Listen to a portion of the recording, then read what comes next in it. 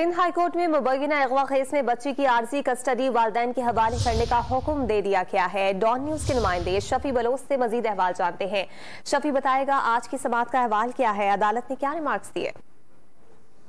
अदालत ने बच्चे की आर्जी कस्टडी वालिदैन के हवाले करने का हुक्म दे दिया है और बच्ची ने अदालत में बयान दिया कि वो वालिदैन के साथ जाना चाहती है, जिसके बाद अदालत ने बच्ची के बयान के बाद दरख्वास्त निपटा दी है और वालिदैन को 10 लाख रुपए के जाती मसलके जमा कराने का भी अदालत ने हुक्म दे दिया है और बच्ची की मुस्तकिल हवालगी के हवाले से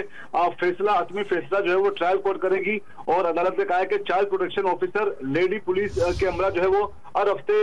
बच्ची के से जाके मुलाकात करेगी बच्ची के वालिदैन से, जहां बच्ची की खैरियत दरियाफ्त की जाएगी और बच्ची की रजामंदी बाद में भी पूछी जाएगी। और इसके बाद चाइल्ड प्रोटेक्शन ऑफिसर बच्ची से मुलाकात के बाद अपनी रिपोर्ट जो है वो ट्रायल कोर्ट में जमा कराएगी। और उसके अलावा अदालत ने बच्ची के आर्जी कस्टडी के हवाले से जो है वो दरख्वास्त निपटा दी है और मुस्तकिल तौर पर बच्ची की कस्टडी के हवाले से जो कि